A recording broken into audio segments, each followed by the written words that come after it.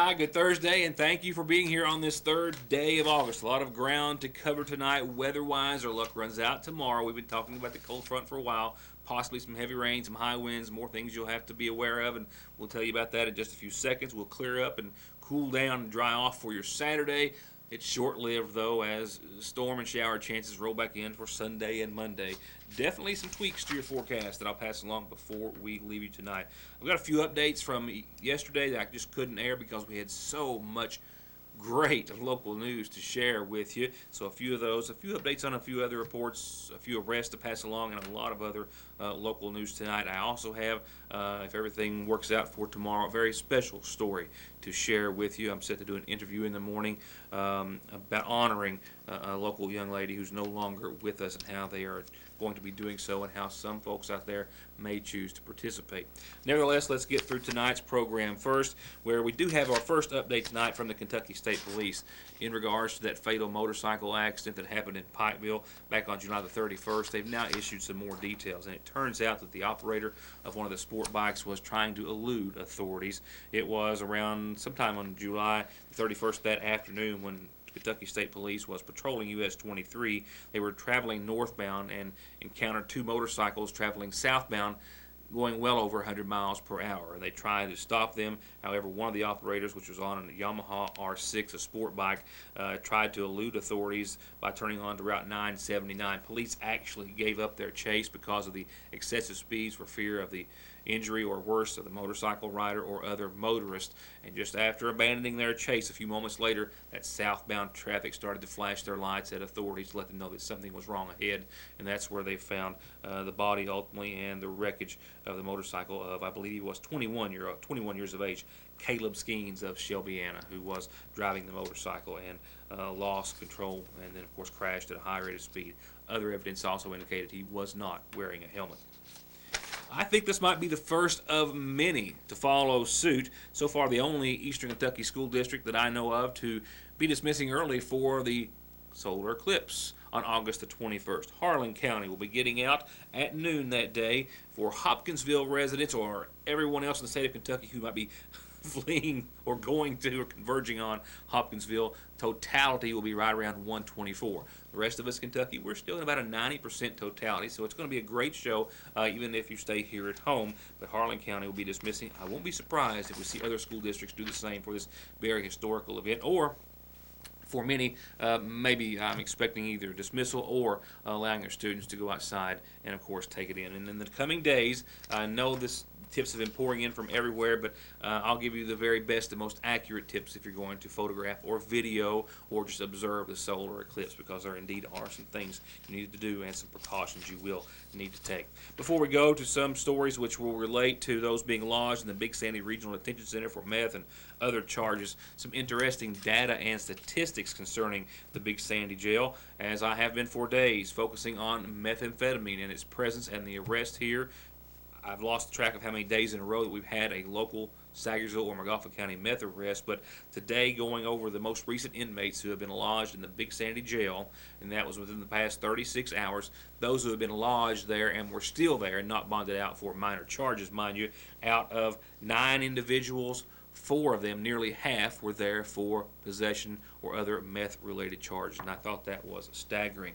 And those 4 methamphetamine accused individuals or individuals accused of being in possession of meth or what have you were among many inmates who were there during a peak of the number of inmates who have been lodged at any one time in the jail, I believe, in its history. In going over some jail records earlier today and confirming with some other reports, I did learn that it looks as though that the Big Sandy Regional Detention Center may have peaked and hit a record just a few days ago on the eve of July the 29th. From what I can understand and confirm, the Big Sandy Regional Detention Center, which is designed to have a maximum or a capacity of 225 inmates, hit just over 300 for just a little while. Now that number has since fallen back down to around 270 at last report, which is right around where it averages charges. If you've caught coverage of Big Sandy Jail Board meetings here on the program, they often average anywhere from 250 to 275 inmates on any given day. And I think more often than not, the reports that I've had, it was always closer to the 275 mark. Nevertheless, for a jail that is designed to hold 225, that is certainly at capacity and above. Now, I also found a report out of the Leviza Laser where they had confirmed that the Big Sandy Regional Detention Center, in comparison with the Pike County Detention Center, had some interesting numbers. On the very same day, the Pike County Detention Center, which has a capacity of 400, had 380 inmates booked in on the same night at around 95% capacity. It's hard to make comparisons. You never know what's going to drive up an influx of inmates, but nevertheless, the Pike County Detention Center does more often than not stay, I believe, at or under its capacity in comparison to the Big Sandy Regional Detention Center. And on the subject of inmates in the Big Sandy Detention Center, a third individual has now been charged with violation of a gravesite in regards to a rather unusual and bizarre case out of Martin County. The woman arrested is now facing the same charges and is the third person taken into custody in the case after an unearthed grave was discovered in Martin County just days ago. 35-year-old Jennifer Luster is as well charged with violating graves. She's actually accused of being the driver of the vehicle that transported both James Howard and T.J. Luster, both of Inez, to the gravesite where they are the ones believed to have unearthed the grave of Howard's grandmother, Emily Howard, who had been deceased for about 15 years. After someone reportedly tipped police that they actually saw Howard and Luster in the graveyard, police say that Howard had told them that they dug up the grave because he believed there was either a great deal of cash and or jewelry or other valuables inside the casket, and had offered Luster $10,000 to help him dig up his grandmother. Authorities, however, have stressed that the coffin was not tampered with, it was not opened, but that they had dug down to the surface of the casket. Nevertheless, all three faced the same charge and were taken to the Big Sandy Regional Detention Center. A Magoffin County man has eluded local authorities not once but twice on a side-by-side. Last night, they spent several hours in the area of Mine Fork searching for him. I'll tell you what they found and where the case stands in just a few moments when we get to our Magoffin County headlines. One more, though, from around the area, as the state police have asked us to forward the following information about a Floyd County woman who is missing and was reported as such by a member of her family. At last report, state police are still looking for a woman who they say that they have no specific details that she is currently in any immediate danger. However, after being reported missing by her family and with their concerns, they have opened up a missing persons case into 42-year-old Raquel Renee Kane. She's a Prestonsburg woman. She has blue eyes, blonde hair, around 5'6", and weighs about 145. She was last seen wearing a blouse and blue jeans. She was also possibly last seen or known to be last traveling in a 2013 Toyota Camry. The license plate is as follows, 976PHE. Right now, authorities once again are hoping and she's not in any danger, as of course is her family, but they are also eager to find out any details about her possible whereabouts. Once again, 42-year-old Raquel Renee Kane of Prestonsburg. To get high-speed internet on their state-of-the-art fiber optic network for all of your home and business solutions, or to watch TV without a contract on over 200 digital channels with superb quality, or stay connected with family and friends with 24/7 telephone service you can always depend on, contact Foothills Broadband today. Or just click on their link to the right to find out how they're working to provide the latest in communications at affordable prices with exceptional service at Foothills Broadband. Much more than diesel specialist, Black Smoke Performance is turning out excellent auto body collision paint and repair results with free quotes and estimates on everything from insurance jobs to that ding you got in the driveway. Custom lift kits, bed liners, winches and accessories, and full diagnostics and repair on anything gas or diesel, from brakes to fluid changes to major auto repair. If you want it fixed, lifted, painted, customized, or just maintained, just call on the team at Black Smoke Performance in Dixie of Sagersville, 100 May Drive, or 349-8785.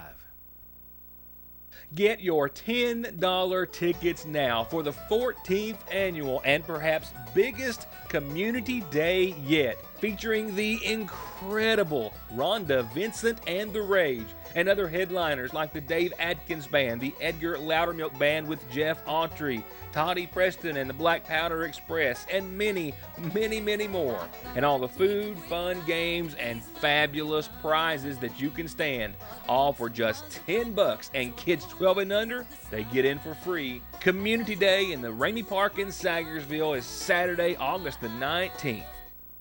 Here's another rare find at Gateway Motors. This Subaru Tribeca all-wheel drive loaded with third-row seating and more, and great deals and low payments, most under $200 on units like this '07 Santa Fe all-wheel drive, this 2012 F-150. How about this '08 Yukon all-wheel drive, 90,000 miles, a one-owner, and everything else on the lot at Gateway Motors in Sagersville. 349 cars. Parkway Pharmacy, now open earlier from 8 a.m. until 6 in the evening to better suit your schedule and lifestyle, and to help you get better and live a healthier life. And if allergies are bogging you down, they're armed with the very best in over-the-counter relief for adults and your children. Reach owner pharmacist Jesse Rudd and his assistant pharmacist Megan Castle and their staff at 8 o'clock in the mornings or at 349-4400. A tire more than 25% low, about 8 pounds, makes you 3 times more likely, and worn-out tires 11 times more likely to be in a tire-related crash. Don't take your or their safety for granted. Come in for a free inspection, 6 months, no interest financing, the best price and best selection at Conley Tire in Staffordsville. We are all human. Because we're not perfect, we tend to make mistakes. Unfortunately, some mistakes are severe and carry more consequences than others. If you have been hurt in a car wreck, a truck wreck, or because of someone's mistake, reckless or careless behavior, you deserve help with your medical expenses, lost wages, and serious permanent pain and injuries that you have been made to suffer and will continue to suffer for the rest of your life. If you have been injured, I can help. I'm attorney Don Wayne McFarland. Call me and let me go to work for you. 349-9000. Yes, Logan makes the best truck bodies on the market, and they also have a fully stocked warehouse of dump body parts, PTOs, hydraulic pumps, hoists, anything you need to get back on the road. And they are a full-service steel and aluminum service center. They keep I-beam, channel, angle, pipe, round rod, rebar, expanded metal, sheet metal, and aluminum all in stock. And if you've got a big project, they do commercial manufacturing to your specs. Logan, since 1904. Thing that I want to mention before we go to our local headlines real quickly, you may have heard about the big rally tonight in West Virginia where President Trump is going to make an appearance. Well, he made an announcement earlier today that he has a very big announcement to make while he's there. Well, I don't know if this is it, or if it is or it isn't, how well it's going to be received in the mostly Democratic state, but the New York Times is reporting this afternoon that West Virginia Governor Jim Justice is expected to jump parties from Democrat to Republican.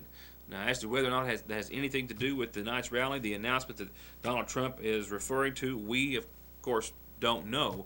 But interesting nonetheless that Governor Justice is expected to switch from Democrat to the Republican Party at some time, according to reports, once again, from the New York Times.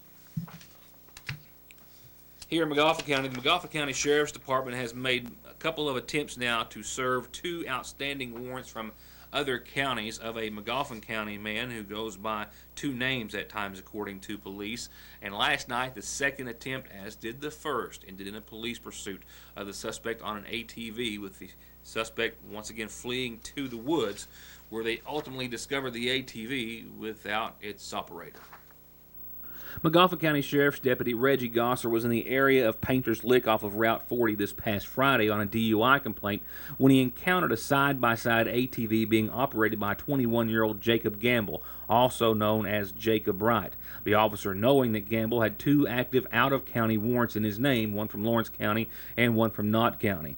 The deputy attempted to, after turning around, stop the vehicle and stop Gamble and issue the warrants, but he fled and then lost the deputy when he hit a gravel dirt road that hit the hillside that the deputy could not travel in his cruiser. Then later yesterday evening, Deputy Gosser as well as Deputy Neil Adams had both just left the scene of a minor injury accident on Flat Fork and had come down Littorals Fork to Route 40. Gosser had turned towards Sagersville and in doing so, just a moment later, saw Gamble standing in the front yard of a relative's residence talking on his cell phone. And when he saw the officer start to pull in, he jumped on that same side-by-side and took off. Deputies tell me that when he exited the gravel driveway, he did so at such a high rate of speed without looking that he actually went into the path of Deputy Neil Adams, who nearly struck him with his cruiser. From there, the pursuit was on again. This time, Gamble led them down 40 and on to Mine Fork. And just before the Mine Fork Ridge, before exiting the roadway onto another dirt road, he nearly hit McGoffin County Rescue Squad Captain Carter Connolly head on in his vehicle. Connolly had also just left the same accident that the deputies had, but only coming down Mine Fork instead of Littoral. From there, the deputies, the McGoffin County Rescue Squad, and others who assisted spent several hours, up until about 11 o'clock that night, searching all the roads in that area, thinking at one point they had Gamble pinned in. Well, they did to some degree. Just before 11 o'clock, they found the ATV abandoned near a locked gate, believing Gamble had fled on foot. The officers cleared the scene, impounded the ATV, and later today, the Sheriff's Department obtained warrants for both incidents. Friday's leading to fleeing and evading in the first-degree charges, operating an ATV on the roadway, driving on a suspended license, and unauthorized use of a motor vehicle because the side-by-side didn't belong to him and he'd taken it without permission. And then for yesterday, he's also facing charges again of fleeing and evading police in the first degree, reckless driving, driving an ATV on the roadway, driving on a suspended license, unauthorized use of the machine, and wanton endangerment in the first. If you have any information about the whereabouts of Jacob Wright, please contact the McGoffin County Sheriff's Department. One of those meth arrests that I referred to earlier when tallying some numbers from the Big Sandy jail included the arrest in the past 24 hours of a McGoffin County man taken into custody by the Kentucky State Police for meth, possession, DUI, and other serious charges. I made a few attempts later this afternoon to try to get the details of the arrest, but I was unsuccessful. All I can confirm is through jail records at this time that 33-year-old Mitchell Patrick was arrested on yesterday's date at 5:47 a.m. for non-payment of fines, driving under the influence, second offense with aggravated circumstances, driving on a suspended license, driving an ATV on a roadway with no headgear, which is two separate charges, as well as possession of a controlled substance in the first, which is methamphetamine, possession in the third for an unspecified drug, possession of drug paraphernalia, wanton endangerment in the second degree, and also failure to produce or having no insurance. These charges were levied against Patrick on behalf of Kentucky State Police Trooper Zach Haney. I'm still trying to ascertain some more details about the arrest, but that's the details that we have at this hour. I'll be right back. Hi, I'm Attorney Jeff Lovely. At my law office, we're determined to offer you and your family outstanding, cost-effective, and responsive legal services. I can help you if you've been injured in a car wreck. I'll be in your corner if you have a DUI or other criminal charges. You can file bankruptcy and stop those harassing phone calls, or I'll fight for you and your children in divorce and custody cases. For all your legal services, contact me when it matters. In Syersville at 349-4522 and West Liberty at 743-1965. Need a little extra cash in a hurry? They'll loan you cash today on just about anything worth $1 at Parkway Gun and Pawn. And you can find a new selection every day of pawned and purchased items for resale, musical instruments, jewelry, electronics, tools, games, guns, and more. It's Parkway Gun and Pawn, 349 Pawn. Wanting you to have a healthier life means providing access to quality, affordable health care. And to do exactly that, Hope Family Medical Center offers full dental care with Dr. Pratt and his team, a pediatrician team of 3 doctors and nurses and moms, complete health care by family physician Dr. Kelly Pratt and nurse practitioners Mildred Sizemore, Gail Faria, Shannon Conley, and Heather Blair. Behavioral health services with Kimberly Davis, with in-house lab testing and results, in-house x-ray and pharmacy, and all the caring, knowledge, and experience that these medical professionals represent at Hope Family Medical Center.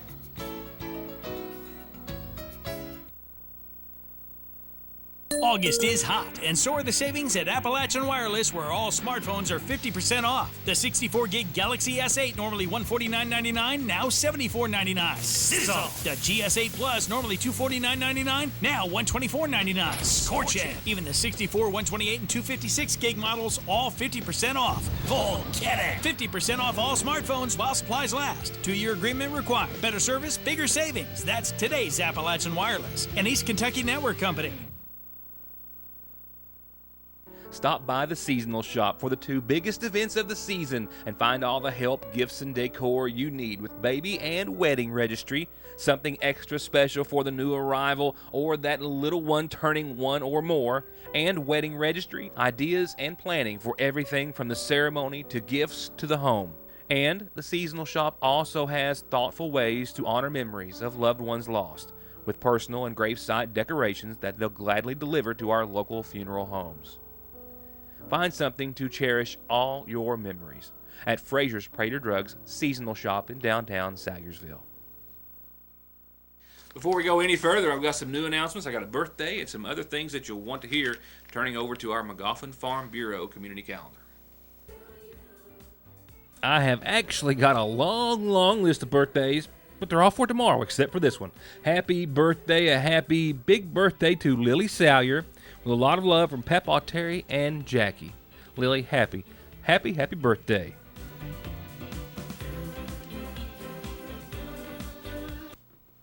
Going on to other calendar announcements, Heritage Days will be here before you know it, set for August the 30th through September the 4th. I'm telling you now because if you're interested in setting up a food booth in the downtown area, you need to contact Fire Chief Paul Howard at 349-3256 or 791-3256. There's a flat fee of $250 for the entire event. The Holiness House of Prayer's got a big hot dog fundraiser set for tomorrow, 10 in the morning till 2. They will deliver or you can pick it up. Call 496-7006. That's 2 hot dogs and potato salad and baked beans and a dessert. An awesome lunch, a great fundraiser. Tomorrow, 10 till 2, 496-7006. This one should not have been on the screen. My apologies. North McGoffin Elementary was said to have had a site-based council meeting earlier today. I do have another announcement, though, concerning a site-based meeting set for the Sagersville Grade School Site-Based Council. This meeting was first set for, I think, 1 o'clock, and I actually got 2 announcements today, and I can't tell you which one came first. One was for 9:30, one was for 10. With my apologies, I think 10 o'clock was the second one sent, so that's what I went with. With that said, a special session where they will discuss and or hire a new principal tomorrow at the Sagersville Grade School Site-Based meeting. And coming up on the 12th, this summer bass tournament sponsored by the Elk Creek Free Will Baptist Church. First place always pays $1,000. Second place $500. Other big prizes, $100 an hour for the big fish. And it's going to be at the Clay Lick Boat Ramp, 6 p.m. to 2 a.m. August the 12th. Call Tammy at 743-2211 to find out more. They have a big tournament. And sometimes they have their fall and summer, but this time I think it's the summer that we're talking about, obviously, and they have a big turnout. Should be a great time. If you've got an announcement you want in the program, just simply get it to us. Email, Facebook, phone, drop it off here at the studio, however you can get it to me. We'll put it on for you. That, of course, includes birthdays and anniversaries and other announcements for the calendar. I know it's a bit early. Andrew has orientation at 6. Oh, I have 2 freshmen now in the house. That's, Lacey going on to Moorhead, Andrew going to high school. So I'm cutting it just a bit early, but holding off some good news for tomorrow. So with that said, just a quick look at your Licking Valley RECC forecast. 65 degrees is where we should fall tonight, under nothing more than mostly clear to maybe a few clouds in the skies. Patchy fog otherwise. And for your Friday, showers and thunderstorms are likely. Right now, our window looks to be mainly between 3 and 5 tomorrow for the brunt of it. Patchy fog in the morning, showers and possibly storms in the afternoon, possibly some heavy rain for some of those cells. Partly sunny skies, nevertheless, and a south-southwest wind around 5 to 9, except where we see any of those storms blow up. This is out and part of a cold front, of course, that we've been talking about for days. The after effects of which will leave us Saturday with a few areas of fog in the morning, but otherwise sunny and cool and clear. Right now, new daily adjusted highs and lows, 78 and 59, sunny and clear across the board Saturday. and Saturday being the only surefire day in the middle. Sunday, not so much. I think for the majority of Sunday, I want to say at least half of your Sunday will be dry, and I think we'll actually see mostly sunny skies, maybe up through 3, 4 in the afternoon. Then we'll start to work in a slight chance of showers, about a 10%. So there's a chance you might even make it till latter afternoon, early evening hours Sunday before we see more showers return, to the tune of about 60% by Sunday night. A likelihood of showers. I'm hoping that will hold off until maybe even in the overnight. No severe weather attached, and we might get through a mostly dry day Sunday, but right now, a little early to call. I can call Monday right now, cooler at 80 and cloudy and more showers. Tuesday, still saturated with a chance of showers possibly, but still daytime highs right around 80 and 63. And with that said, once again, if things go as planned, we'll have a special report tomorrow about a special event honoring a local young lady. Regardless, we will have news that you'll only find here on Your News Today. So enjoy the rest of your Thursday, because your Friday might be, well, more than likely, it will be a wet and possibly a stormy one, but nevertheless, we'll see you back here then. Thanks, and have a good night.